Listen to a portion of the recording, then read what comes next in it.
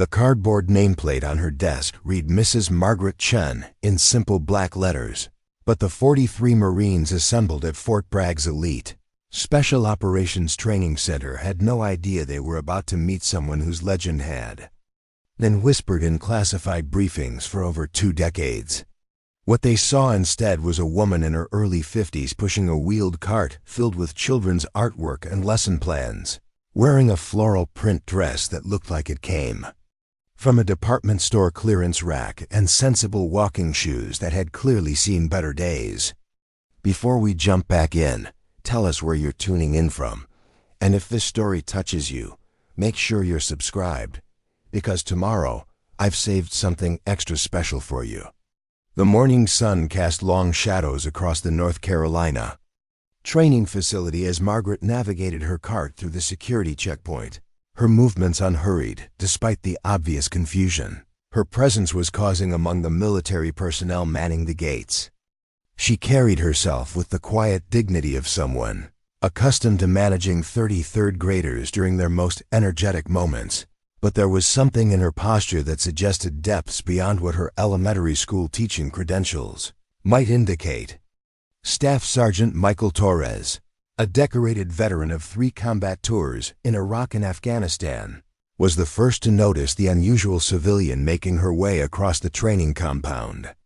At 28, Torres embodied everything the Marine Corps valued in its elite marksman: precision, discipline, and an unwavering confidence in his abilities that had been forged through countless hours of intensive training and real-world combat experience.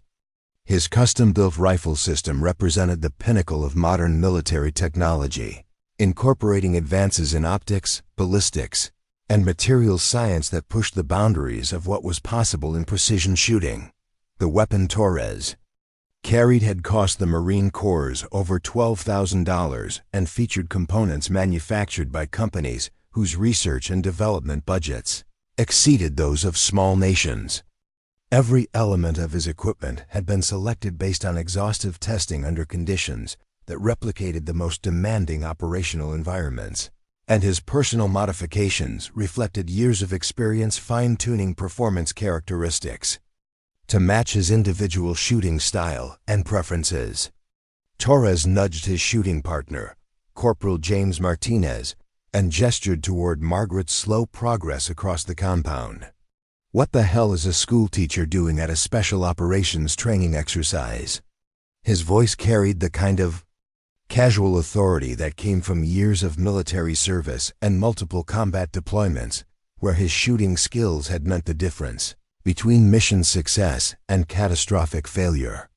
Martinez, a rising star in the Marine Corps' marksmanship community, whose competition scores consistently ranked in the top percentiles all military shooters, squinted against the morning glare as he watched Margaret maneuver her cart around obstacles with the patient determination of someone accustomed to navigating school hallways filled with unpredictable children. "Maybe she's here for some kind of civilian education program," he suggested, though his tone indicated skepticism about any educational initiative that would bring elementary school teachers into contact with classified training operations. The Fort Bragg Special Operations Training Center represented the absolute pinnacle of American military marksmanship instruction, a facility where the most elite shooters from all branches of the armed services came to push their skills beyond conventional limits.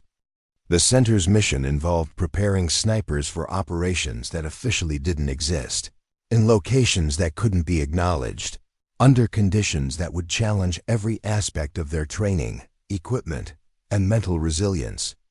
Physical infrastructure of the training center reflected its importance in maintaining America's strategic advantages. Spread across 8,000 acres of carefully maintained North Carolina wilderness, the facility featured shooting ranges that could accommodate engagements at distances exceeding 2 miles.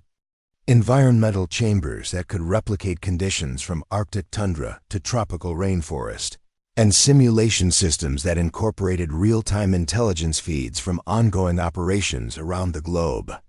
The Marines training at Fort Bragg weren't just marksmen.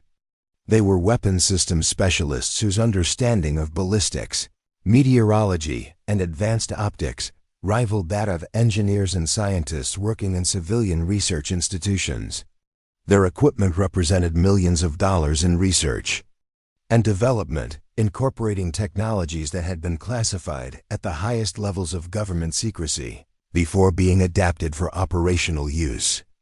Sergeant First Class David Kim, the senior instructor overseeing the morning's training evolution, possessed credentials that would have impressed anyone familiar with the shadowy world of special operations. His service record included assignments to units whose existence was acknowledged only through budget line items buried deep in classified Pentagon documents, and his expertise in long-range precision shooting had been developed through missions that remained classified decades after their completion. Kim's approach to training reflected the deadly serious nature of the skills his students would employ in environments where failure meant not just personal death, but potential compromise of operations that affected national security interests. Every aspect of instruction was designed to replicate stress, uncertainty, and equipment limitations that operators might encounter when conducting missions in austere environments where technological advantages couldn't be guaranteed. The rifle systems the Marines carried represented the current state-of-the-art in precision weapons technology. Companies like Accuracy International, Barrett Firearms, and Schmidt and Bender had invested decades developing components that could extend effective range, reduce environmental sensitivity, and provide reliability under conditions that would destroy conventional equipment. The optics alone on some rifles incorporated features that seemed like science fiction just 20 years earlier, including laser rangefinding, ballistic computation, and environmental monitoring capabilities that could calculate precise shooting. Solutions faster than human operators could process the same information manually. Margaret's presence in this environment created a cognitive dissonance that none of the military personnel quite knew how to process. Her cart contained items that belonged in an elementary school classroom: construction paper cutouts, crayon, drawings of stick figures and rainbow houses, handwritten thank you notes from students, whose spelling errors and enthusiastic expressions of gratitude spoke to the genuine affection she inspired in her young charges. The contrast between these innocent artifacts of childhood education and the lethal sophistication of the military training environment couldn't have been more stark. While Marines discussed ammunition specifications measured in thousandths of an inch and debated the merits of different ballistic coefficients, Margaret's cart displayed artwork celebrating the simple joys of playground friendships and favorite pets. Corporal Lisa Rodriguez, one of only 4 women among the 43 Marines participating in the advanced training course, felt a complex mixture of emotions as she watched Margaret's approach. Rodriguez had fought harder than most of her male counterparts to earn recognition in a field where women faced scrutiny and skepticism that men rarely experienced, and her presence at Fort Bragg represented years of exceptional performance that had finally opened doors previously closed to female Marines. Rodriguez's shooting scores didn't just meet male standards. They consistently exceeded them by margins that had silenced critics and earned grudging respect from Marines who had initially questioned whether women possessed the physical and mental capabilities required for elite marksmanship roles. Her equipment reflected both her technical expertise and her determination to exploit every possible advantage in an environment where marginal performance differences could determine career trajectories and operational assignments. The sight of another woman approaching the training area should have provided some comfort to Rodriguez, but Margaret's obvious civilian status and seemingly random presence created concerns about how the military's ongoing integration efforts might be perceived. Rodriguez had learned that any association with female personnel who appeared unprepared or out of place could reflect negatively on all women trying to succeed in combat specialties. Master Sergeant Robert Thompson commanded respect throughout the special operations community, not just for his shooting abilities, but for his uncanny talent for identifying weaknesses in other marksmen's techniques and developing training programs that addressed specific deficiencies. At 34, Thompson had spent the majority of his adult life perfecting the art and science of precision shooting, developing expertise that extended far beyond conventional military doctrine. Thompson's approach to marksmanship instruction incorporated elements borrowed from Olympic shooting programs, cognitive psychology research, and biomechanics studies that analyzed human performance under extreme stress. Preparing and narrating this story took us a lot of time, so if you are enjoying it, subscribe to our channel. It means a lot to us. Now back to the story. His training methodologies had been adopted by special operations units throughout NATO, and his consultation services were sought by law enforcement agencies dealing with high-stakes, tactical situations where precision shooting could determine the difference between successful resolution and catastrophic failure. The Marines under Thompson's instruction understood that their time at Fort Bragg represented opportunities that might never come again. Selection for advanced sniper programs was limited to candidates whose demonstrated excellence went far beyond basic military standards, and competition for assignments to elite units was intense enough that microscopic performance advantages could determine entire career paths. Thompson's office walls displayed photographs with generals and cabinet members, commendations from presidents whose signatures appeared on documents that remained classified, and certificates recognizing achievements in programs that existed at the very edges of what the military acknowledged publicly. His reputation for developing shooters who could perform effectively under conditions that would break most people had made him a legend within communities that didn't officially exist. Margaret's cart finally came to rest near the equipment staging area where Marines were conducting their pre-training inspection routines.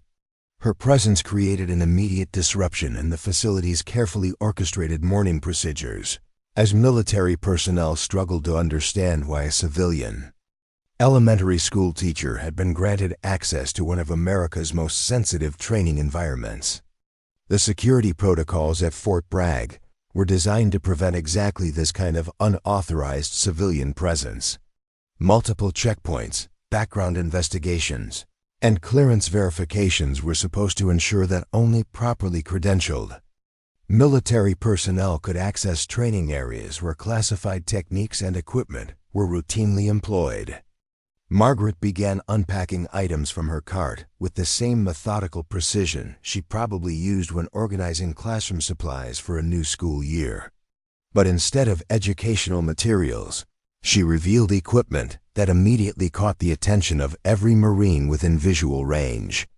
The rifle case she lifted from the cart's bottom shelf was civilian in appearance but showed signs of professional grade construction and careful maintenance that suggested purposes beyond recreational shooting. The weapon she revealed drew stares and poorly concealed laughter from Marines accustomed to equipment that represented the cutting edge of military technology. Margaret's rifle appeared to be a civilian hunting model that had been manufactured sometime during the previous decade, lacking the sophisticated accessories and modifications that characterized the precision system surrounding it. The scope mounted to Margaret's rifle was a basic, variable power model that could be purchased at any sporting goods store for less than the cost of a single component on the military systems nearby.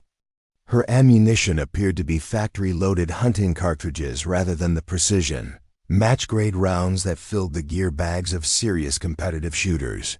Staff Sergeant Torres approached Margaret's position with the expression of someone preparing to provide helpful guidance to a person who was obviously lost or confused about their location. "Ma'am," he said, his voice carrying the patient tone military personnel used when dealing with civilians who had wandered into areas where they didn't belong. "I think there might be some confusion about why you're here. This is a military training facility, and we're conducting specialized marksmanship instruction that's restricted to authorized personnel." Margaret looked up from her equipment with calm brown eyes that seemed to take in details about Torres's gear, stance, and demeanor that he wasn't aware he was revealing. Margaret Chen, she said simply, extending her hand in greeting. I'm here for the Advanced Precision Shooting Evaluation. My authorization should be in the system under civilian contractor protocols. Torres accepted her handshake while trying to process information that didn't fit any pattern in his experience. Civilian contractors at Fort Bragg were typically former military personnel with specialized technical expertise, or representatives from defense companies providing equipment demonstrations and technical support. They certainly weren't elementary school teachers carrying hunting rifles to precision shooting evaluations. Corporal Martinez had overheard the exchange and approached with curiosity that was rapidly evolving into amusement. "You're here for precision shooting evaluation?" he asked, his tone suggesting polite skepticism about Margaret's understanding of what such evaluations actually involved. "Ma'am, with respect, this isn't a basic marksmanship course. This is advanced training for Marines who are already expert-level shooters." Margaret nodded acknowledgement while she continued, organizing her equipment with movements that spoke of familiarity and routine rather than nervousness or uncertainty. "I understand the course requirements," she replied, "though I should mention that I haven't had much opportunity to practice recently. Teaching third grade tends to keep one busy with different types of activities." Her casual reference to the time constraints of elementary education in the context of elite military training created another layer of incongruity that the Marines found increasingly difficult to process. The idea that someone would treat advanced precision shooting as a hobby that competed with grading spelling tests and organizing classroom activities seemed to trivialize the deadly serious nature of their professional specialization. Master Sergeant Thompson had been observing the interaction from his position near the range tower, and Margaret's presence represented exactly the kind of disruption he worked to prevent during critical training periods. The Marines under his instruction had traveled from installations around the world to participate in programs that could determine their eligibility for assignments to the most elite units in the American military. Thompson approached Margaret's position with the bearing of a senior, non-commissioned officer who had dealt with every conceivable type of training disruption during his career, but civilian school teachers at precision shooting courses represented uncharted territory even for his extensive experience. "Ma'am," Thompson said formally, "I'm Master Sergeant Thompson, the senior instructor for this course. I'm going to need to verify your authorization and ensure that appropriate safety protocols are being followed.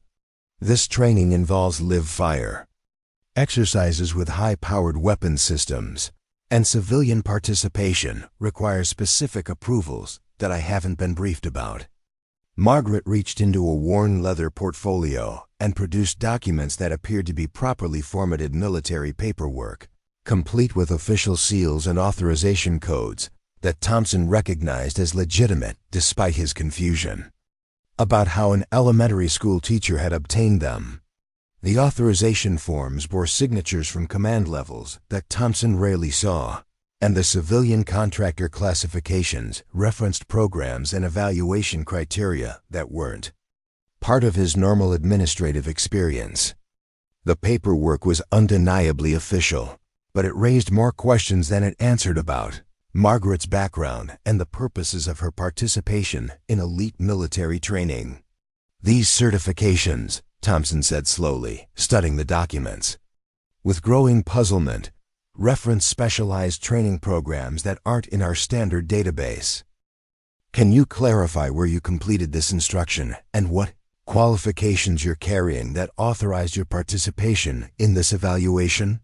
Margaret's response was measured and careful, suggesting someone who understood the implications of revealing too much information in environments where security considerations might limit appropriate disclosure.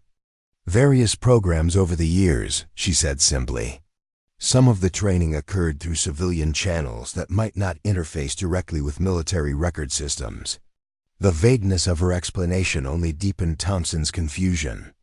But the paperwork checked out when he ran the authorization codes through security systems.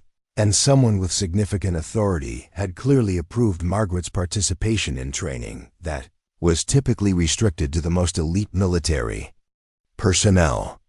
Sergeant First Class Kim had been monitoring the situation from his position at the range control desk, where his responsibilities included ensuring that all participants met qualification standards and safety requirements before live-fire exercises began.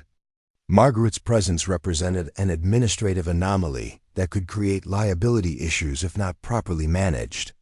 "Master Sergeant," Kim called out, gesturing toward his computer terminal, "I'm showing valid authorization codes in the system, but the background information is restricted above my clearance level." Someone with serious authority approved the civilian's participation. The revelation that Margaret's background required security clearances beyond those held by senior military instructors added another layer of mystery to her presence. Thompson's experience with classified programs suggested that such restrictions typically applied to former military personnel whose service records contained information that remained sensitive years after their separation from active duty. Corporal Rodriguez found herself studying Margaret with new interest, trying to reconcile the woman's obvious civilian status with authorization requirements that apparently exceeded those of the military personnel conducting the training. Rodriguez's own security clearances had been difficult to obtain and were regularly reviewed by investigators, who scrutinized every aspect of her personal and professional life. The idea that an elementary school teacher might possess clearances that exceeded those of active-duty Marines suggested either administrative error or a background that was far more complex than Margaret's appearance indicated. Rodriguez had learned during her military career that assumptions based on appearances could be dangerously misleading, particularly in environments where operational security required personnel to maintain cover identities that concealed their true capabilities and experience. The morning sun continued to climb across the North Carolina sky as word of Margaret's presence spread throughout the training facility. Marines who had been focused on their own equipment preparation began drifting toward the staging area where the elementary school teacher was methodically organizing gear that looked increasingly inadequate for the challenges they were about to face. Margaret's rifle, while obviously well-maintained, lacked the sophisticated modifications that characterized the precision systems surrounding it. Her scope was a basic civilian model that would have been considered adequate for hunting applications, but seemed primitive compared to the advanced optics that incorporated laser rangefinding, ballistic computation, and environmental monitoring capabilities. Her ammunition consisted of factory-loaded cartridges that could be purchased at any sporting goods store, lacking the precision specifications and consistency tolerances that serious competitive shooters considered essential for accurate long-range shooting. Even her shooting accessories appeared to be basic civilian equipment rather than the specialized tools that filled the gear bags of professional marksmen. Staff Sergeant Torres couldn't resist making observations that reflected the growing consensus among the Marines about Margaret's preparedness for elite-level training. "Ma'am," he said, loud enough for nearby personnel to hear, "that equipment might be fine for hunting deer, but this course involves precision shooting at distances and under conditions that really demand purpose-built systems. Most of us have invested years developing our equipment to meet these specific requirements." His comment drew approving nods from Marines, who had spent thousands of dollars and countless hours optimizing their rifle systems for maximum performance.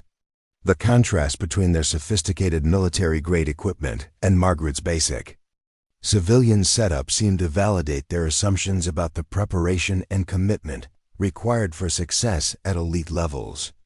Corporal Martinez joined the commentary with observations that reflected his own expertise in precision shooting and competitive marksmanship.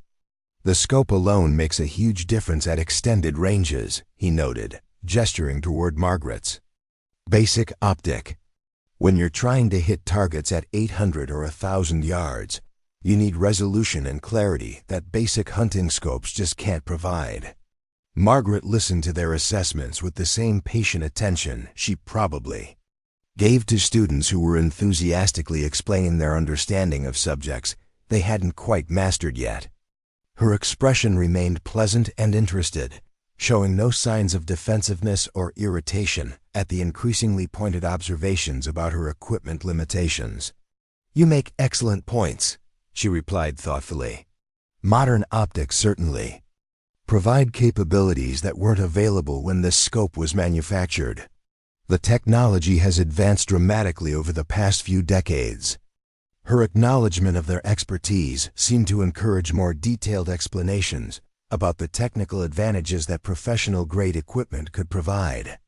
Master Sergeant Thompson found himself in the uncomfortable position of managing a training evolution that had deviated significantly from planned procedures. Margaret's presence had created disruptions that were consuming time and attention that should have been focused on the serious business of advancing the shooting skills of Marines who would soon deploy to operational environments where their accuracy could determine mission success or failure. The other participants in the course represented the cream of military marksmanship talent, Marines whose selection for advanced training had been based on demonstrated excellence that placed them in the top percentiles of all military shooters. They had traveled from installations around the world to participate in instruction that could open doors to the most elite assignments in special operations, and their time at Fort Bragg represented opportunities that might never be repeated. Thompson's responsibility for ensuring that these Marines received maximum benefit from their training experience created pressure to find a diplomatic solution that would address Margaret's participation without compromising the quality of instruction. For personnel whose careers might depend on the skills they developed during the course. "Mrs. Chen," Thompson said formally, "while your authorization appears to be in order, I'm concerned about the safety implications of having participants with significantly different experience levels conducting live-fire exercises together. This course assumes a baseline level of proficiency that typically requires years of military training to develop." Margaret's response indicated understanding of his concerns while maintaining her polite but determined intention to participate in the full training program. "I appreciate your attention to safety, Master Sergeant. Perhaps it would be appropriate to conduct some preliminary assessments to ensure that my participation doesn't create risks for other personnel." Her suggestion of preliminary evaluation seemed reasonable to Thompson, who had extensive experience using diagnostic exercises to identify training requirements and ensure that participants were properly matched to course difficulty levels. A basic shooting assessment would provide objective data about Margaret's capabilities while creating opportunities to gracefully redirect her to more appropriate civilian programs if necessary. The Fort Bragg training facility included diagnostic ranges specifically designed for evaluating shooter proficiency and identifying areas where additional instruction might be required before personnel could safely participate in advanced exercises. These preliminary assessments had proven effective in preventing training accidents and ensuring that course participants were properly prepared for the demanding requirements they would face. As the morning progressed and Margaret's presence became more widely known throughout the facility, Marines began gathering to observe what promised to be either an impressive demonstration of unexpected civilian shooting ability or a confirmation that professional military training produced capabilities that amateur enthusiasts couldn't match. The growing audience included some of the most experienced marksmen in the American military, personnel whose expertise had been developed through years of intensive training and proven through combat deployments where their skills had been tested under conditions that most people could never imagine. Their professional curiosity about Margaret's actual capabilities was balanced by skepticism based on her obvious civilian status and basic equipment. Sergeant First Class Kim announced that preliminary assessments would begin with basic proficiency evaluation at 300 yards, using targets and scoring procedures that would provide objective measures of accuracy and consistency. The distance was considered routine for experienced military marksmen, but challenging enough to reveal significant differences in shooting ability between professional and amateur levels. Margaret accepted the evaluation parameters without comment, continuing her methodical preparation routine with the same calm efficiency she had displayed throughout the morning. Her movements suggested familiarity with shooting procedures rather than nervousness about demonstrating her abilities in front of an audience that included some of the finest marksmen in the world. The transformation that occurred when Margaret assumed her shooting position was subtle but unmistakable to the experienced military personnel who were observing her preparation. The elementary school teacher, who had appeared uncertain and out of place throughout the morning, suddenly displayed body language and positioning that suggested extensive training in precision shooting fundamentals. Her shooting stance, while unconventional compared to current military doctrine, demonstrated stability and consistency that spoke of years of practice and refinement.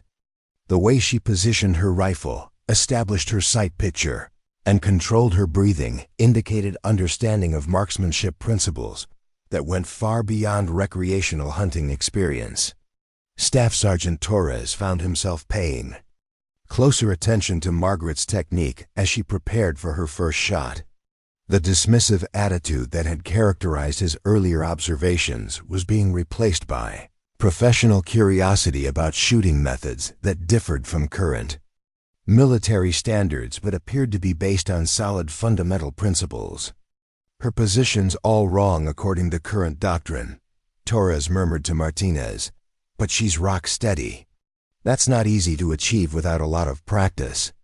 His comment reflected growing recognition that Margaret's preparation routine, while unconventional, was producing the kind of stable shooting platform that experienced marksmen understood was essential for consistent accuracy.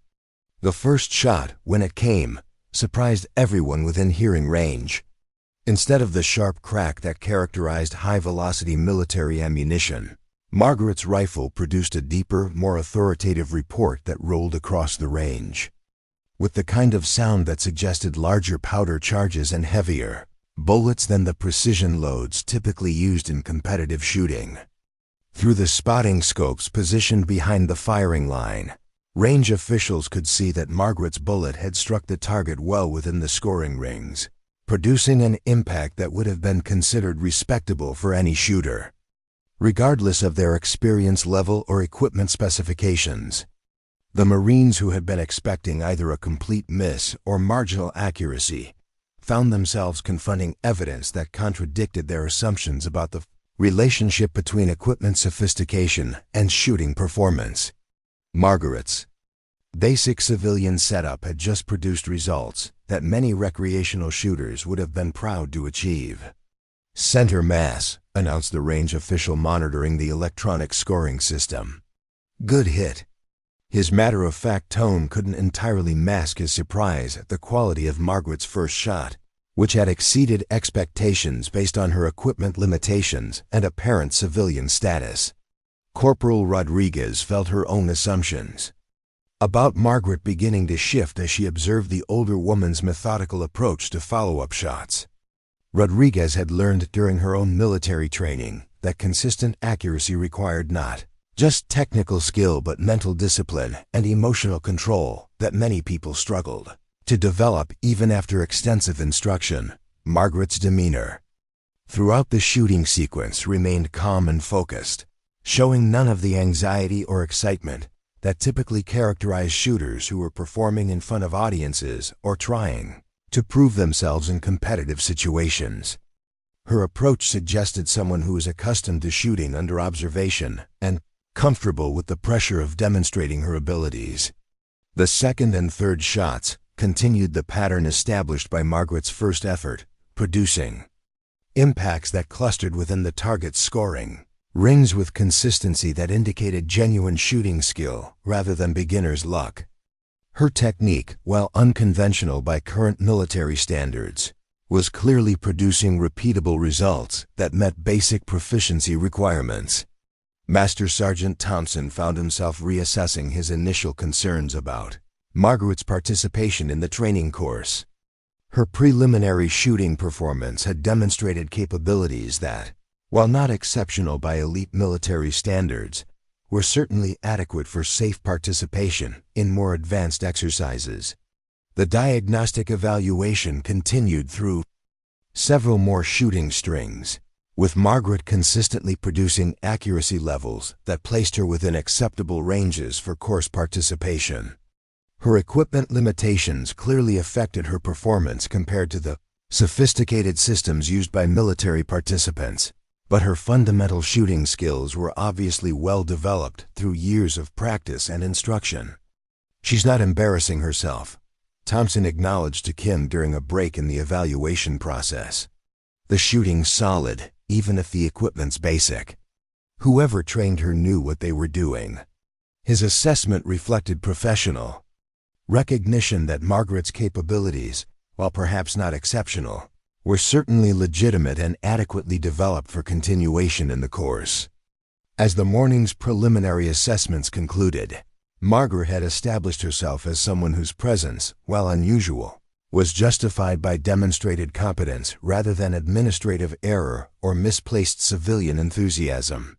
Her quiet professionalism and consistent shooting performance had earned grudging respect from Marines who had initially viewed her as an unwelcome distraction from serious military training. His comment drew appreciative nods from nearby Marines, who shared his skepticism about civilian equipment performing effectively under professional-level requirements. The sophisticated systems they carried represented significant financial investments and years of careful development, creating advantages that basic hunting rifles simply couldn't match. Corporal Lisa Rodriguez had been watching Margaret's interactions with male Marines throughout the day, noting how the older woman responded to increasingly pointed comments about her preparedness and qualifications. Rodriguez had learned during her own military career that women in male-dominated environments often faced scrutiny and skepticism that men rarely experienced. But Margaret's situation was complicated by her obvious civilian status and unconventional equipment. Rodriguez's position as one of only 4 women in the training course made her sensitive to how Margaret's performance might reflect on female capabilities in precision shooting roles. Any failure or embarrassing demonstration of incompetence could reinforce stereotypes about women's suitability for combat specialties that Rodriguez and her peers had worked years to overcome. The pressure Rodriguez felt about Margaret's potential performance reflected broader concerns about how the military's ongoing integration efforts were perceived by personnel who remained skeptical about expanding roles for women in combat operations.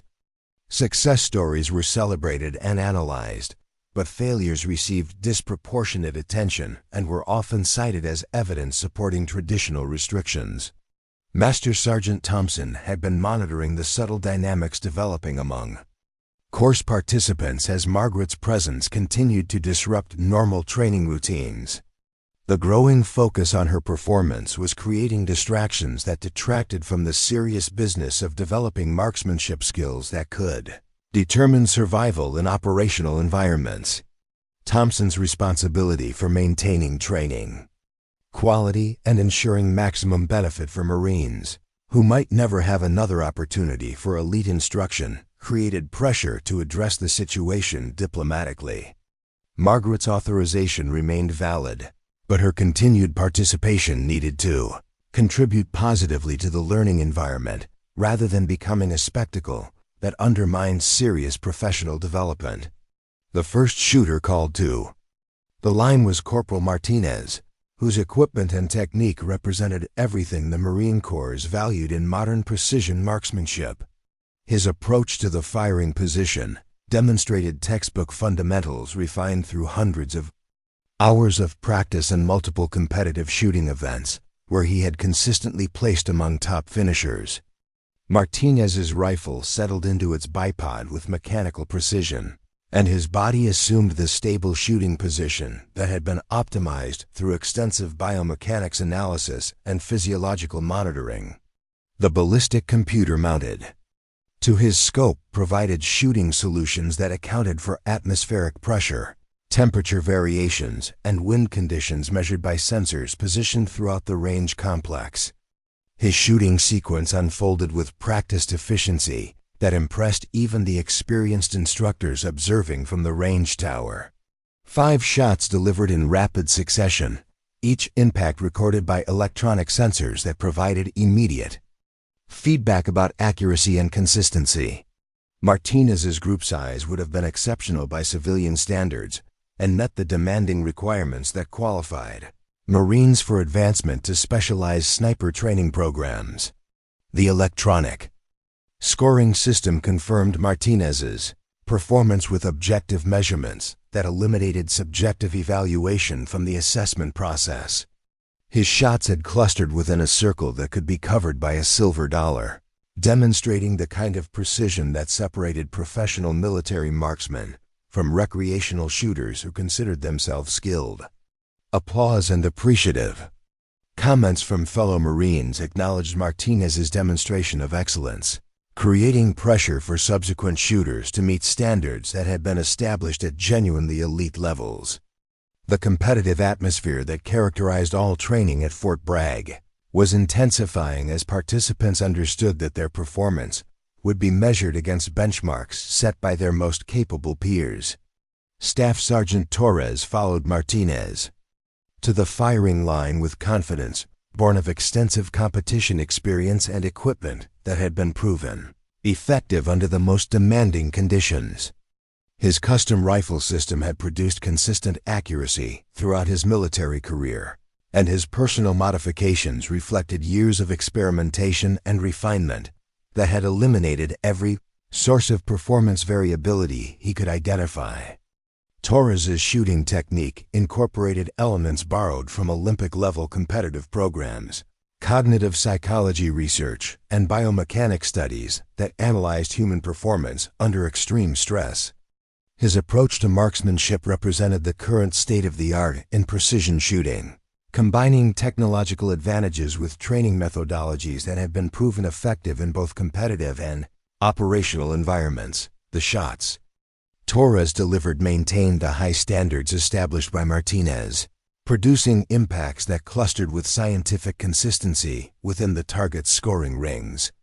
His equipment had performed flawlessly under challenging atmospheric conditions, and his personal technique had demonstrated the kind of repeatability that distinguished expert-level shooters from those who achieved occasional good results through luck rather than systematic skill development.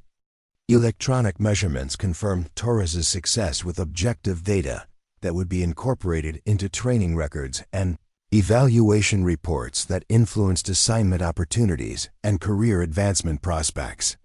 His performance had met every requirement for continuation in advanced training programs and established him as a serious contender for selection to the most elite units in special operations.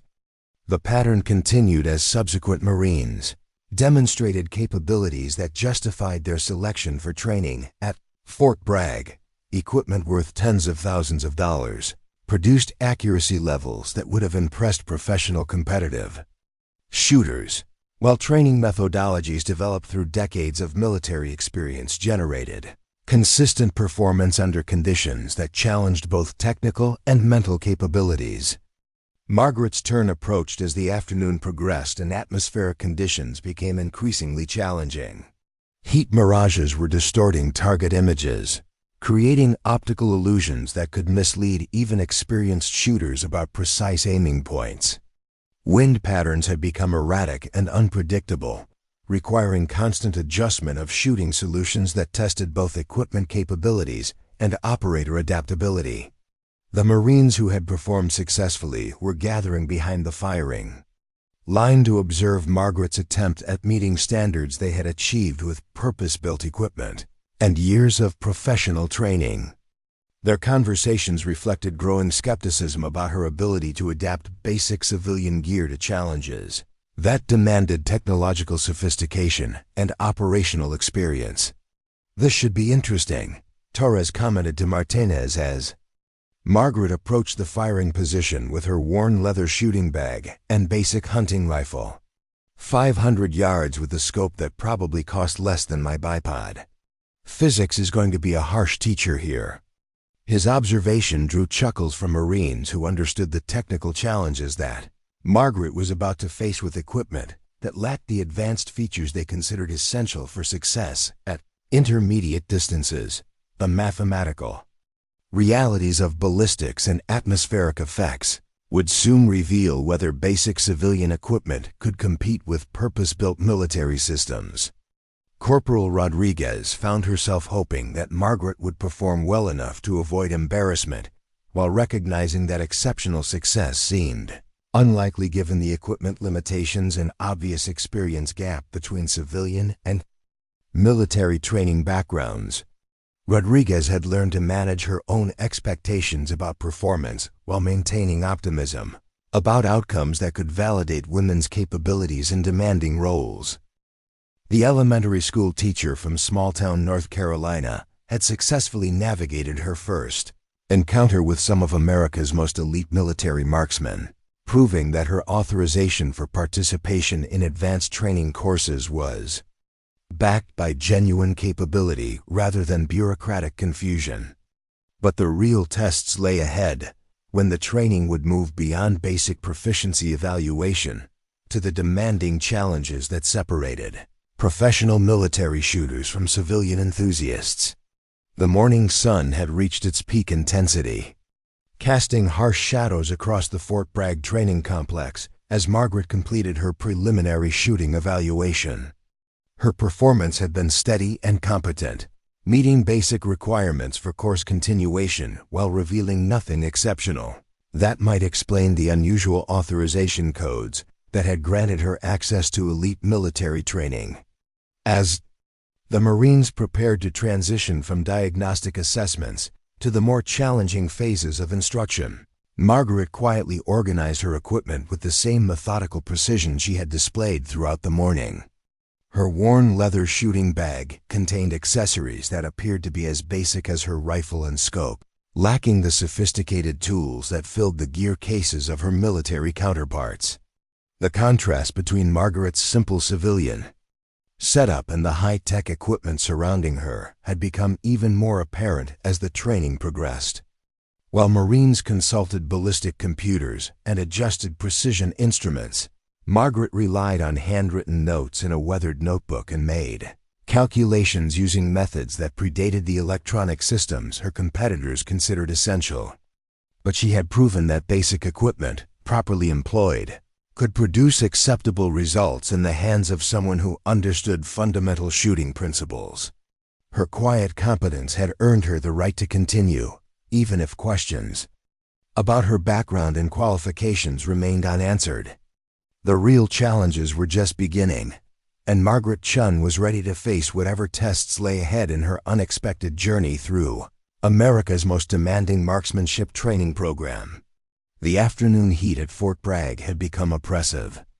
By the time the training moved to the intermediate precision course, where targets at 500 yards demanded accuracy that would separate competent shooters from those who merely thought they understood marksmanship, the North Carolina humidity hung like a wet blanket over the range, creating atmospheric conditions that would test both equipment and operator capabilities as heat mirages began dancing across the distant target arrays. Staff Sergeant Michael Torres had been building his confidence throughout the morning, watching Margaret's adequate but unspectacular performance during the preliminary evaluations. Her basic civilian equipment continued to draw amused glances from Marines who understood that professional-level precision shooting demanded tools specifically designed for the challenges they were about to face. Torres's custom rifle system had been optimized for exactly these conditions through years of testing and refinement. The barrel had been manufactured by a specialist who accepted only a handful of commissions each year, and every component had been selected based on extensive analysis of performance, data collected during competitions and operational deployments, where accuracy meant the difference between mission success and catastrophic failure. The scope mounted to Torres's rifle incorporated technology that seemed like science fiction compared to Margaret's basic hunting optic. Digital displays provided real-time atmospheric readings. Laser rangefinders calculated precise distances to targets, and ballistic computers generated shooting solutions faster than human operators could perform the same calculations manually. The system represented thousands of hours of research and development by engineers whose understanding of precision shooting rivaled that of Olympic-level competitors. Corporal James Martinez had been observing Margaret's shooting technique with growing skepticism about her ability to adapt to more demanding challenges. Her methodical approach to each shot, while adequate for basic proficiency requirements, seemed painfully slow compared to the rapid engagement sequences that characterized modern military marksmanship training. Martinez's own equipment reflected the latest advances in modular rifle design, featuring components that could be reconfigured for different mission requirements without compromising accuracy or reliability. His ammunition had been loaded to specifications he had developed through thousands of rounds of testing, incorporating bullets designed by ballistics engineers to maintain supersonic velocity at ranges that would have been considered impossible just a generation earlier. The 500-yard precision course at Fort Bragg represented a significant escalation in difficulty from the morning's preliminary assessments. Targets were smaller, environmental factors more challenging, and time constraints more demanding than the leisurely pace Margaret had been allowed during her initial evaluation. The course was designed to identify Marines who possessed the fundamental skills necessary for advancement to truly elite training programs. Master Sergeant Robert Thompson had structured the afternoon's training evolution to progressively increase pressure on participants, creating conditions that would reveal mental toughness and adaptability under stress. The Marines who succeeded at this level would advance to training that prepared them for operations in environments where technological advantages couldn't be guaranteed, and where individual skill became the determining factor in mission outcomes. Thompson's experience with thousands of students had taught him to identify the subtle signs that distinguish shooters who could perform under pressure from those who wilted when stakes were raised. Margaret's calm demeanor during preliminary assessments had been encouraging, but the real test would come when she faced challenges that pushed both her equipment and abilities to their limits. The electronic scoring systems monitoring the 500-yard range provided real-time feedback with scientific precision, measuring not just accuracy but consistency, timing, and shot-to-shot variations that revealed the subtle differences between good shooters and exceptional ones. Data from these systems would be analyzed to identify training requirements and determine which participants possessed the potential for advancement to more specialized programs. Margaret's preparation routine for the intermediate course drew renewed attention from Marines who had been hoping to see her struggle with more demanding requirements. While other competitors spent extensive time configuring their equipment and running ballistic calculations, Margaret simply consulted her handwritten notebook and made entries with a pencil that looked like it had survived multiple decades of field use. The contrast between her analog approach and the high-tech preparation routines surrounding her had become a source of entertainment for Marines who viewed her methods as quaint reminders of how shooting had been conducted before modern technology revolutionized the discipline. Some pulled out phones to document what they expected would be Margaret's inevitable failure when confronted with challenges that exceeded her equipment's capabilities. Sergeant First Class David Kim announced the parameters for the intermediate course with the formal precision that characterized all training operations at Fort Bragg. Participants would engage targets at 500 yards under time constraints that eliminated leisurely preparation routines. Wind conditions were variable and unpredictable, creating ballistic challenges that would require constant adaptation and recalculation throughout the exercise. Margaret listened to the course requirements with the same attentive expression she probably used during faculty meetings where Principals explained new educational initiatives that would affect her classroom management strategies. Her apparent lack of concern about the increased difficulty level struck several Marines as evidence that she didn't fully understand what she was about to attempt. Staff Sergeant Torres couldn't resist making observations that reflected his growing confidence in his ability to outperform someone whose equipment belonged in a sporting goods store rather than a military training facility. "This is where things get interesting," he announced loud enough for Margaret to hear. "Basic shooting skills might be adequate for hunting, but precision work at 500 yards requires equipment that can actually deliver the accuracy the course demands." Margaret's preparation routine continued to diverge from the high-tech approaches that had characterized her predecessor's performance. While Marines had spent minutes configuring electronic systems and running computerized calculations, Margaret simply opened her notebook and reviewed handwritten entries that appeared to contain shooting data collected over many years of field experience. Her ammunition selection process involved visual inspection of cartridge cases and bullets, rather than the sophisticated measurement techniques that precision shooters used to ensure. Consistency tolerance is measured in thousandths of an inch. The factory-loaded hunting ammunition she was using lacked the specialized characteristics that competitive shooters considered essential for accurate long-range shooting. The rifle Margaret positioned on the firing line looked increasingly primitive compared to the high-tech systems that had preceded it. Her scope was a basic variable power model that could be purchased at any sporting goods store, lacking the digital displays and electronic range-finding capabilities that had enabled other shooters to generate precise shooting solutions under challenging atmospheric conditions. Master Sergeant Thompson announced the commencement of Margaret's shooting sequence with the same formal precision that had characterized all previous attempts. Time limits and scoring procedures remained identical, ensuring that every participant faced equivalent challenges, regardless of their equipment sophistication or background experience. Margaret's first shot required significantly more preparation time than the rapid engagement sequences that had characterized military shooters' performance.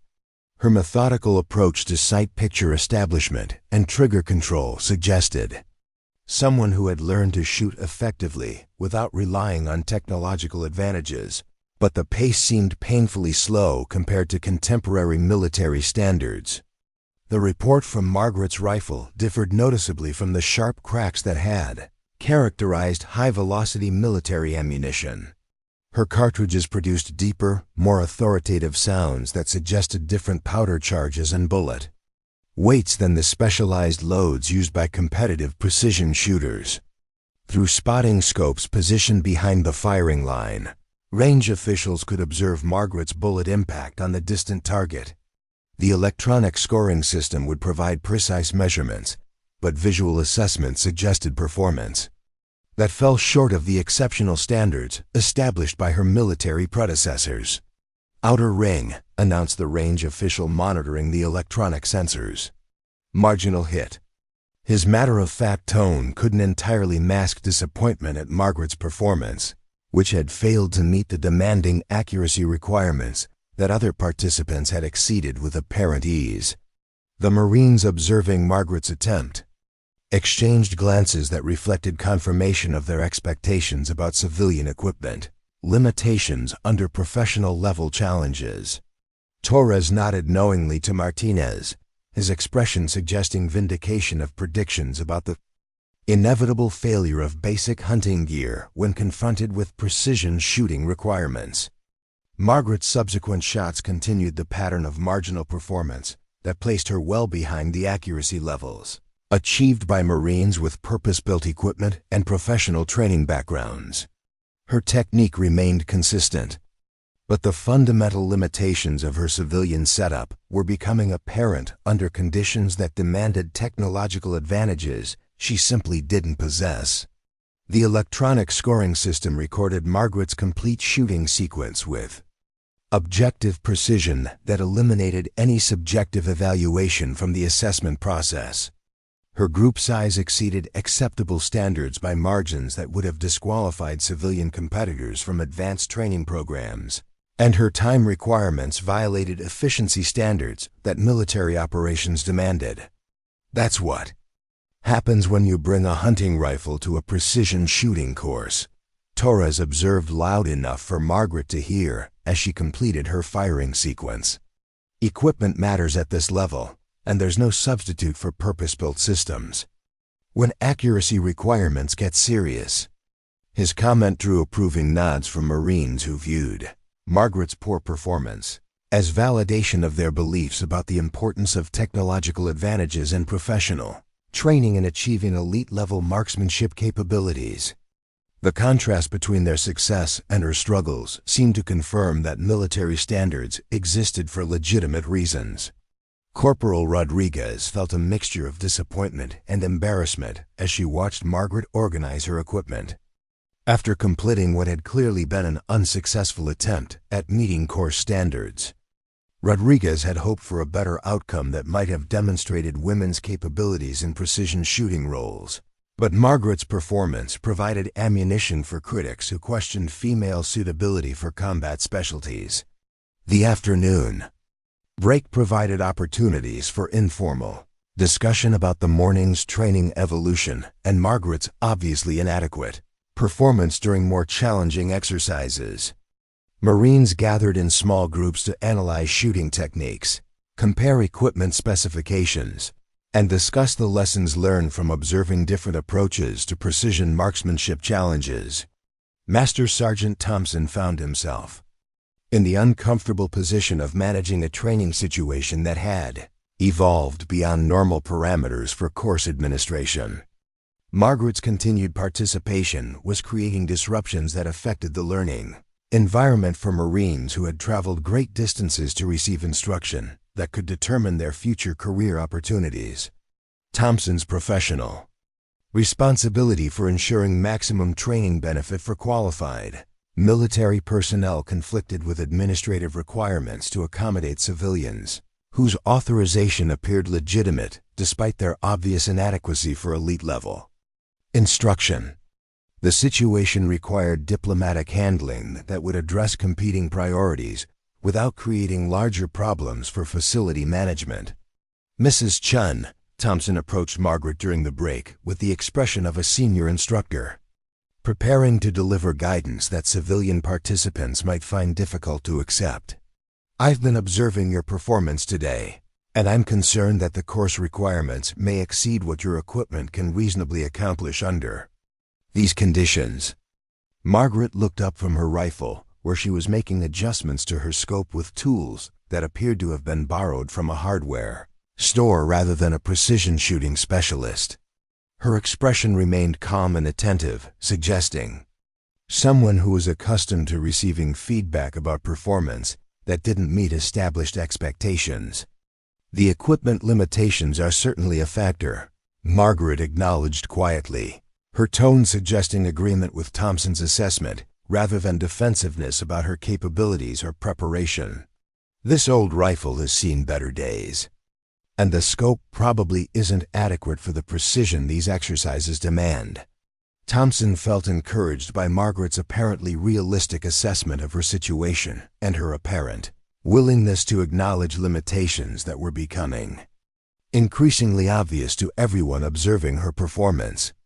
His experience with civilian participants suggested that diplomatic redirection to more appropriate training programs could resolve the situation without creating administrative complications. Perhaps it would be more beneficial for everyone if we could identify civilian programs that would be better matched to your current equipment and experience level, Thompson suggested carefully. There are excellent marksmanship courses available through civilian organizations that might provide more appropriate instruction for your needs. Margaret nodded thoughtfully, as if considering his recommendation with genuine interest rather than taking offense at his implication that she was unsuited for military-level training. Her calm response encouraged Thompson to continue with more detailed suggestions about civilian alternatives that might better serve her educational interests. Staff Sergeant Torres had been listening to this exchange with growing satisfaction. That the situation was being resolved through professional guidance, rather than continued accommodation of someone who was clearly in over her depth. Thompson's diplomatic handling of Margaret's inadequate performance demonstrated exactly the kind of leadership that maintained training standards, while treating civilian participants with appropriate respect. The Master Sergeant's right about. Equipment requirements, Torres interjected, his tone carrying helpful authority rather than criticism.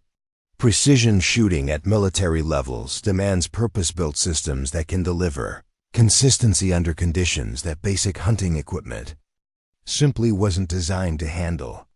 His comment reflected professional experience rather than personal criticism, but the underlying message about Margaret's unsuitability for continued participation was clear to everyone within hearing range. The technical reality of ballistics and atmospheric effects created challenges that required technological solutions beyond what civilian equipment could provide. Corporal Martinez joined the conversation with observations based on his own competitive shooting experience and understanding of equipment requirements for different levels of marksmanship challenges. The scope magnification alone becomes a limiting factor at intermediate distances, he noted. When you're trying to resolve target details at 500 yards, you need optical capabilities that basic hunting scopes just don't provide. Margaret listened to their detailed explanations about equipment limitations with the same patient attention she probably gave to parents who were explaining their children's academic challenges during parent-teacher conferences. Her expression suggested genuine interest in their technical expertise rather than irritation at their increasingly pointed observations about her inadequate preparation. You all make excellent points about the relationship between equipment capability and shooting performance, Margaret replied thoughtfully. Modern technological advances have certainly created opportunities for precision that weren't available when this equipment was manufactured. Her acknowledgement of their superior knowledge and equipment seemed to validate their expertise while confirming that she understood the limitations of her situation.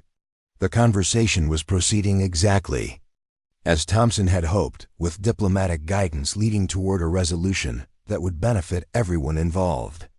Corporal Rodriguez had been observing this interaction with mixed feelings about the apparent conclusion that Margaret would withdraw from training that had proven beyond her equipment capabilities and experience level, while Rodriguez had hoped for a better outcome.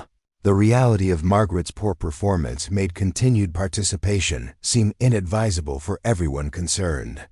There's no shame in recognizing when you're facing challenges that require different preparation, Rodriguez offered supportively.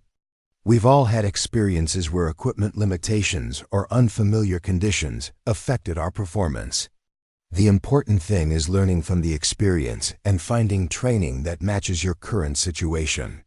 Her attempt to provide encouragement while supporting the group consensus about Margaret's unsuitability for continued participation reflected Rodriguez's own understanding of how equipment advantages could determine success or failure in competitive shooting environments.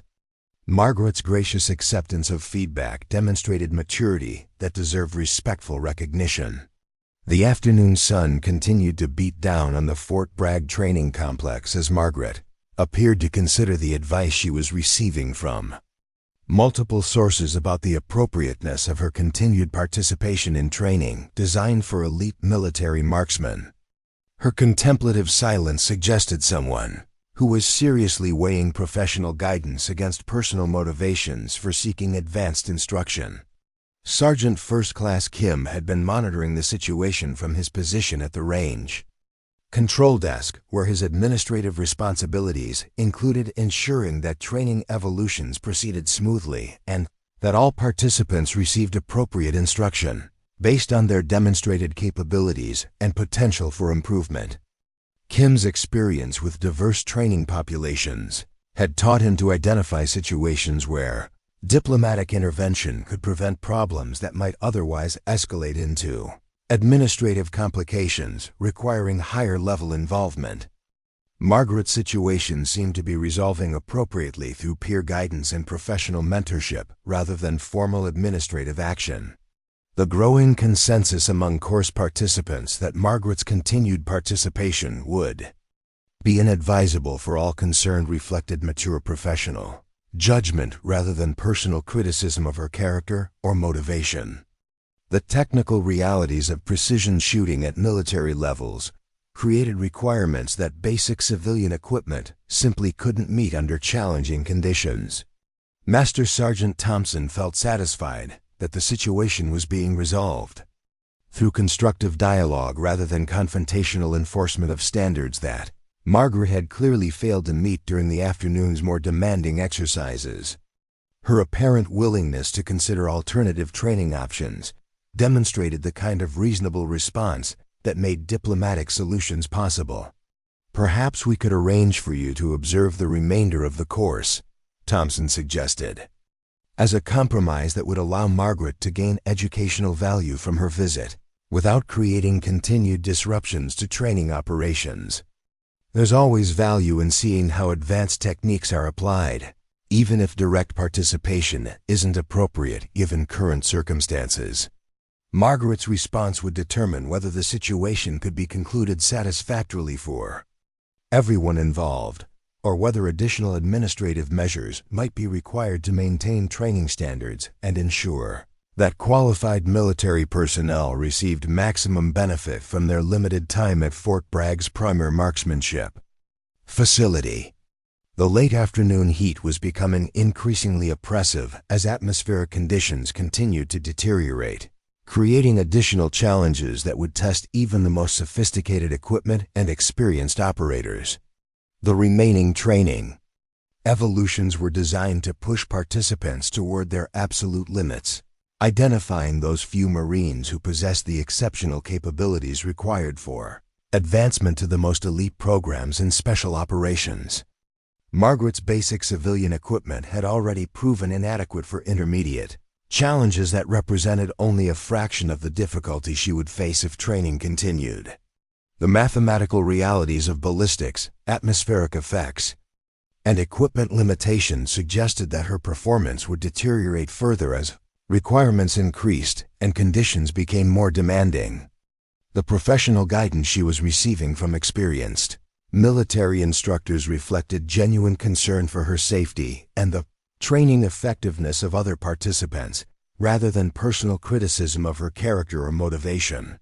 The technical challenges ahead would require capabilities that her current situation simply couldn't support, regardless of her personal determination or educational interests. As the afternoon drew toward its conclusion, Margaret found herself facing a decision that would determine not only her own immediate future, but also the training environment for Marines whose careers might depend on the skills they developed. During their brief time at Fort Bragg's elite marksmanship facility, her response would reveal whether she possessed the wisdom to recognize her limitations or the stubbornness to persist, despite overwhelming evidence of her unsuitability for continued participation. The Marines surrounding her had offered respectful guidance based on professional experience and genuine expertise, creating an opportunity for graceful withdrawal that would preserve everyone's dignity while maintaining the training standards that ensured America's military marksmen remained prepared for the most demanding operational challenges they might face in defense of their nation's interests.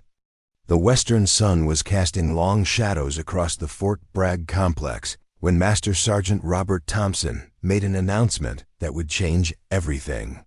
The final exercise of the day would be conducted at the facility's most challenging range, where targets at 800 yards separated those who merely thought they understood precision shooting from those who had mastered it completely.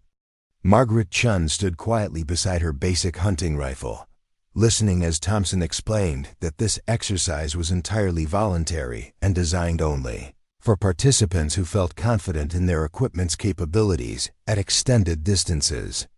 The diplomatic language was clear to everyone present.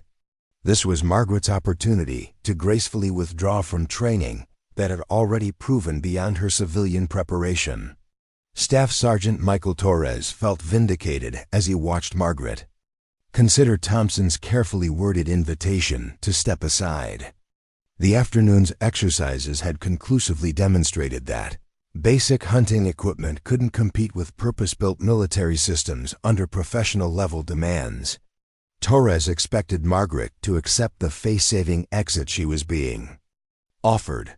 Instead, Margaret surprised everyone by stepping forward with quiet determination. "Master Sergeant," she said calmly, "I'd like to attempt the 800-yard exercise. I understand my equipment has limitations, but I think there might be value in the experience, regardless of the outcome." The silence that followed her statement lasted several heartbeats, longer than normal conversation pauses. Marines exchanged glances that reflected disbelief at her apparent inability to recognize reality. Even the most charitable observers had expected Margaret to acknowledge her equipment's obvious inadequacy for challenges that would test the absolute limits of precision shooting capability. Corporal James Martinez couldn't suppress a laugh that carried clearly across the range. "Ma'am, with all due respect, you struggled at 500 yards with perfect conditions. 800 yards in this heat with variable winds is going to be brutal even for shooters with proper equipment." His comment drew approving nods from Marines who viewed Margaret's persistence as either admirable determination or dangerous delusion. The technical challenges she would face with basic civilian gear at extended distances seemed to guarantee failure that could potentially create safety concerns for other range users. Thompson found himself in an increasingly uncomfortable position. Margaret's authorization remained valid, but allowing someone with demonstrated equipment limitations to attempt exercises beyond their proven capabilities violated his professional judgment about appropriate training progression and risk management.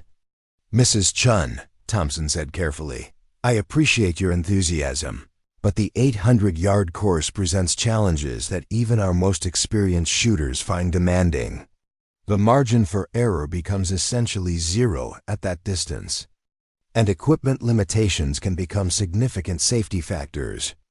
Margaret nodded understanding while she opened her worn leather shooting bag and began organizing gear that looked increasingly primitive compared to the sophisticated systems surrounding her.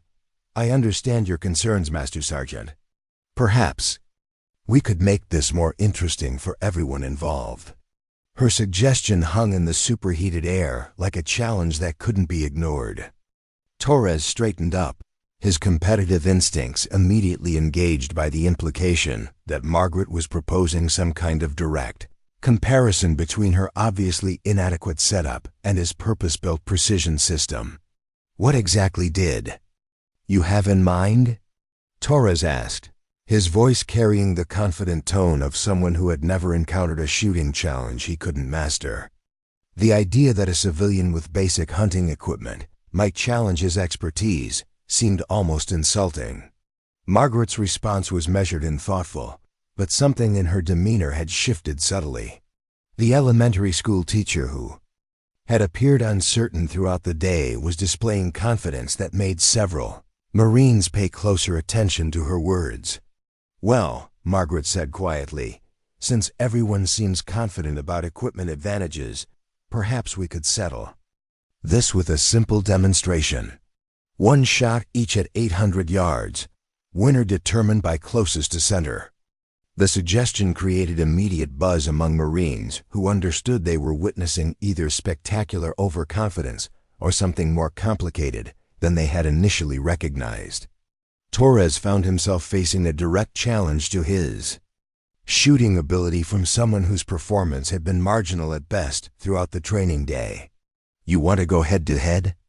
Torres asked, his expression mixing amusement with genuine curiosity about Margaret's apparent confidence despite her obviously inadequate equipment and poor performance during earlier exercises. "Something like that," Margaret replied. "Though I was thinking more about whether assumptions regarding equipment and capability are always as straightforward as they appear to be. Her careful phrasing suggested depths that none of the Marines had noticed during their initial assessments. Of her background and qualifications. Corporal Lisa Rodriguez found herself studying Margaret with renewed interest, trying to reconcile the woman's calm confidence with her demonstrated struggles during more basic exercises. The challenge had created a situation that Thompson couldn't diplomatically prevent without seeming to protect Torres from competition with someone whose equipment was obviously inferior. The growing crowd of Marines made any attempt to cancel the contest politically complicated for facility management. Single shot each, 800 yards, witnessed by range officials, Thompson announced reluctantly. Standard scoring procedures apply. Closest to center wins. His tone suggested resignation rather than enthusiasm about the proceedings, but the assembled Marines responded with excitement that accompanied any competition between their peers. Margaret accepted the terms with the same calm professionalism she had displayed throughout the day, neither surprised by the arrangement nor particularly concerned about demonstrating her abilities in front of an audience that included some of the finest marksmen in the American military. The target at 800 yards was barely visible through the heat, shimmer rising from the sun-baked earth between the firing line and the distant target frame. Even through high-powered spotting scopes, the black bullseye appeared as little more than a wavering dot that danced in the superheated atmospheric distortion. Torres took his position first, settling behind his custom rifle with movements that demonstrated years of competitive experience at the highest levels of military marksmanship. His shooting jacket was precisely adjusted for optimal support, his bipod positioned to eliminate every possible source of instability, and his cheek weld consistent with thousands of hours of practice. The ballistic computer mounted to Torres's rifle had already calculated the exact shooting solution based on current atmospheric conditions, wind velocity measurements, and ammunition specifications that had been verified through extensive testing. The system represented the absolute pinnacle of precision shooting technology, incorporating advances that pushed the boundaries of what was possible in long-range accuracy.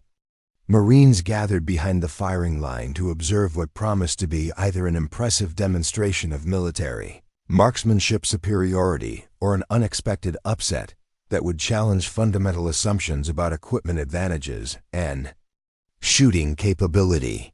The professional reputation of every person present seemed somehow invested in the outcome. Torres's final preparation sequence included mental rehearsal techniques borrowed from Olympic level competitive programs and cognitive psychology research that analyzed performance under extreme stress. His approach to precision shooting represented the current state of military marksmanship doctrine, combining technological advantages with training methodologies proven effective in operational environments. The shot, when it came, was crisp and authoritative. Torres's rifle recoiled straight back into his shoulder without muzzle jump or lateral movement, and the sound of the cartridge's detonation rolled across the range like controlled thunder. His follow-through was textbook perfect, maintaining sight picture long enough to observe bullet impact before beginning to relax his shooting position. Through spotting scopes, range officials could see Torres's bullet impact clearly marked in the target's scoring rings. The shot was exceptional by any standard, less than 3 inches from the exact center of the bullseye, and well within the precision requirements that defined elite-level marksmanship capability. The assembled Marines responded with appreciative murmurs and nodding approval that acknowledged Torres's demonstration of exactly the kind of performance they expected from one of their premier shooters.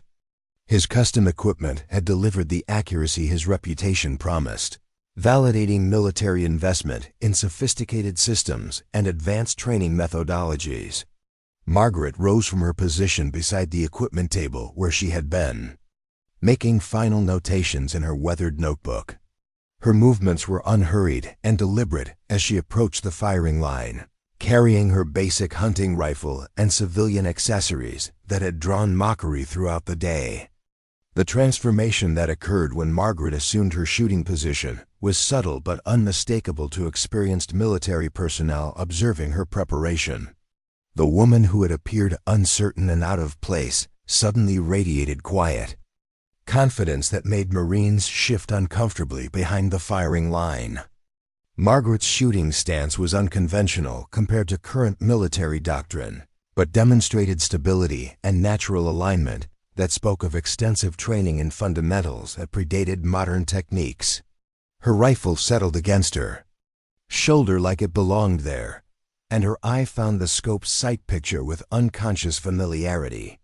The worn wooden stock of Margaret's rifle bore scratches and wear patterns that suggested decades of field use rather than recreational shooting, and her handling of the weapon indicated familiarity that went far beyond casual hunting experience.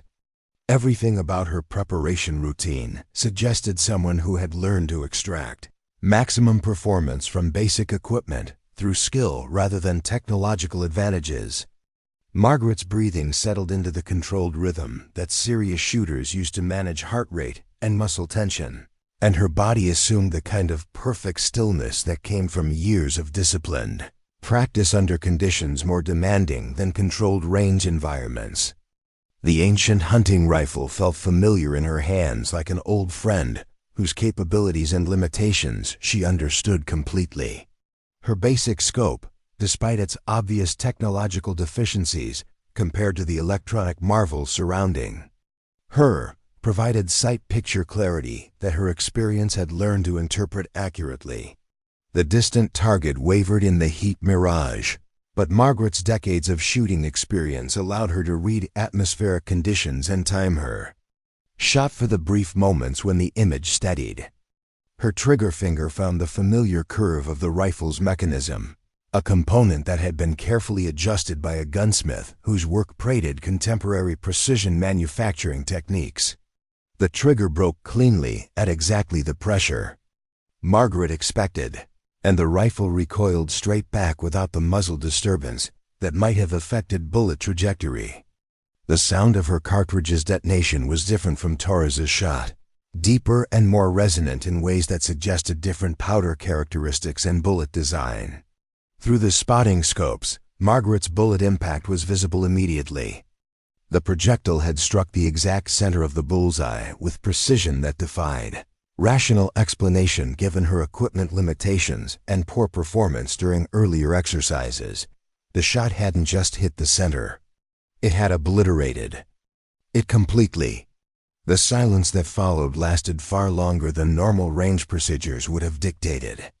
Marines who had been expecting Margaret's inevitable failure found themselves staring through optics at evidence that contradicted everything they thought they understood about equipment requirements and shooting capability.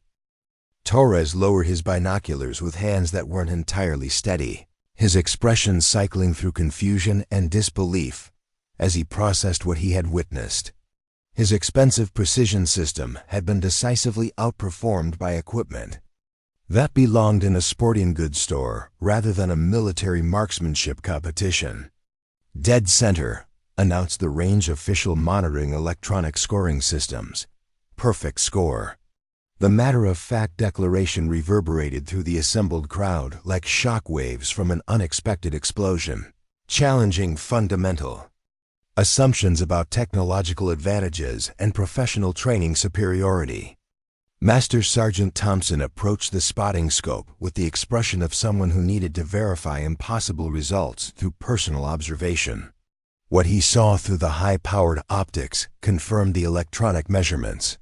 Margaret's bullet had created a hole so perfectly centered that it would have been impossible to improve upon, even with unlimited additional attempts. Corporal Rodriguez found herself staring at Margaret with entirely new perspective, trying to reconcile the woman who had struggled through basic exercises with someone capable of delivering shooting performance that exceeded anything Rodriguez had witnessed during her military career. The cognitive dissonance was almost painful as Rodriguez realized that everything she thought She understood about equipment requirements and competitive shooting had just been challenged by a single bullet impact that defied rational explanation. Martinez approached Margaret's position with the expression of someone seeking answers to questions he didn't know how to formulate. "Ma'am," he said slowly, "that shot. How did you achieve that level of precision with equipment that shouldn't be capable of such accuracy?" Margaret was making her rifle safe with the methodical precision that had characterized all her actions throughout the day, showing no signs of excitement or satisfaction despite having just delivered a demonstration that had stunned everyone present. "Experience," she replied quietly, answering Martinez's unfinished question while she inspected the spent cartridge case with professional interest. "This rifle and I have been together for many years. Sometimes familiarity matters more than technological sophistication." Her understated response only deepened the mystery surrounding her true capabilities and background. The perfect shot had transformed Margaret from an object of amusement into something far more unsettling, a question mark that demanded answers none of the Marines felt qualified to provide. Torres stood frozen beside his custom rifle, trying to process the complete demolition of his professional confidence. The woman he had dismissed as incompetent had just demonstrated capabilities that made his expensive equipment and advanced training seem amateur by comparison. "I don't understand," Torres said, his voice betraying confusion and frustration in equal measure. That scope couldn't possibly provide the resolution necessary for precision shooting at 800 yards. The ballistic characteristics of that ammunition shouldn't support the accuracy you just demonstrated.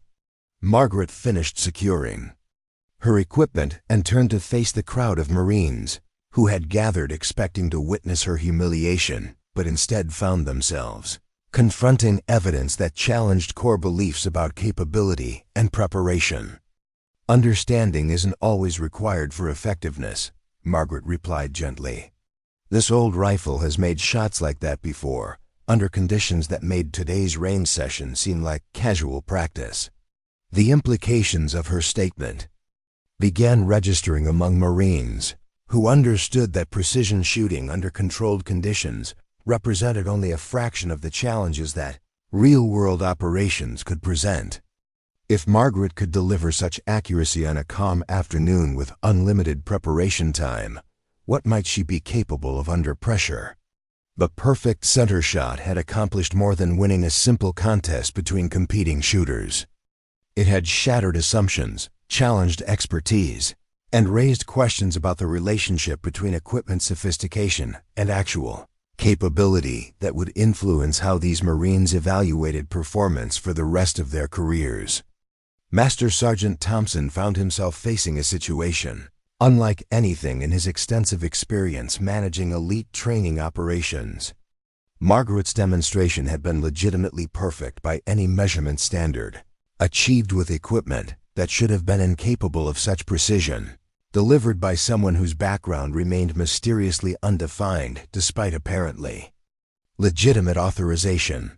The elementary school teacher from small-town North Carolina had just outshot some of America's finest military marksmen using gear that belonged in a museum rather than a precision shooting competition.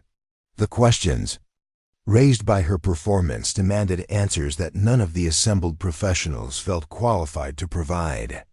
As word of Margaret's impossible shot began spreading throughout the Fort Bragg complex, Marines who had missed the actual demonstration hurried to witness the target that provided physical evidence of shooting excellence that challenged everything they believed about modern marksmanship requirements and capabilities.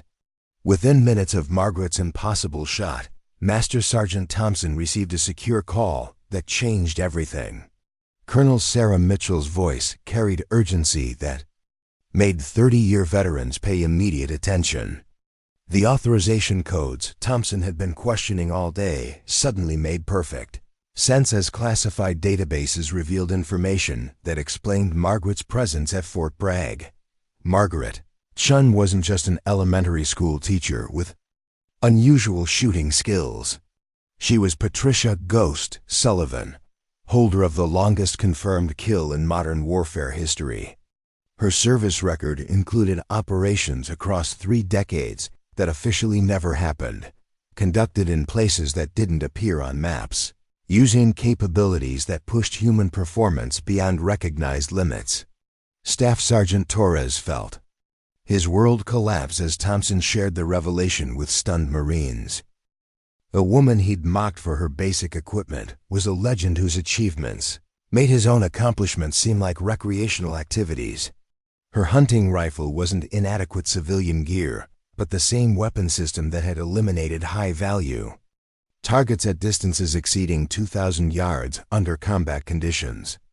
The worn scope Torres had ridiculed was a custom-modified optic that had been zeroed for shots that changed the course of classified operations.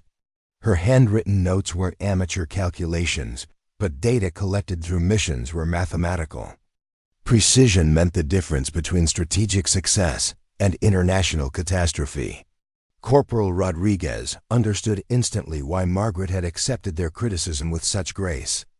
She'd faced skepticism her entire career, proving capabilities that exceeded those of male counterparts while maintaining cover identities that concealed achievements deserving of national recognition.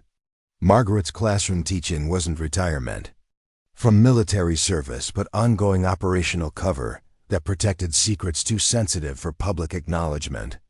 The elementary school teacher persona had been perfected through years of deep cover assignments where blending into civilian environments required abilities that went far beyond marksmanship expertise. Margaret's third-grade students would never know. Their patient teacher was someone whose skills had protected American interests in conflicts that remained classified decades after their resolution. Thompson's radio crackled with additional information. That painted a picture of service so distinguished that most military personnel couldn't imagine achieving similar recognition. Margaret held decorations from every branch of military service, awarded for actions that couldn't be publicly acknowledged, but had earned the highest levels of recognition from presidents and commanders whose gratitude would never appear in official records. Her retirement from active operations hadn't ended her involvement with programs that developed the next generation of precision shooters. Margaret's participation in Fort Bragg training wasn't civilian curiosity but evaluation of current methods against techniques proven effective in environments where technological advantages couldn't be guaranteed. The Marines who had questioned her qualifications found themselves facing the reality that they had been dismissing someone whose expertise exceeded their combined experience by orders of magnitude. Margaret's patient acceptance of their guidance reflected professional courtesy rather than acknowledgement of their superior knowledge. Colonel Mitchell arrived at the range 30 minutes later, her respectful approach to Margaret confirming everything Thompson had learned through classified channels. The base commander's deference to someone wearing civilian clothes and carrying basic hunting equipment created cognitive dissonance that would influence how these Marines evaluated capability for the rest of their careers. Margaret's influence on Fort Bragg training doctrine began immediately. Her techniques for achieving precision with basic equipment were documented and integrated into survival programs that prepared operators for missions where sophisticated systems might be unavailable. Her emphasis on fundamental skills rather than technological dependence revolutionized how instructors approached marksmanship education. Torres requested permission to study Margaret's methods, seeking to understand how someone could achieve extraordinary results through skill rather than equipment advantages. Her willingness to share knowledge with Marines who had treated her dismissively demonstrated professionalism that became legendary within Fort Bragg culture. The worn hunting rifle was eventually displayed in the facility museum, accompanied by documentation of Margaret's service record and achievements that the weapon had made possible. The exhibit served as permanent reminder that capability couldn't be judged by appearances and that expertise often came disguised as ordinary competence. Rodriguez's career was transformed by witnessing how Margaret handled disrespect with dignity and education rather than anger or retaliation. The example became a guiding principle that influenced Rodriguez's own approach to leadership challenges. Throughout her subsequent military service, years later, Marines who witnessed Margaret's demonstration credited the experience with fundamentally changing their evaluation methods and leadership approaches. The school teacher who had seemed so out of place became a touchstone for recognizing potential that might be hidden beneath unassuming exteriors.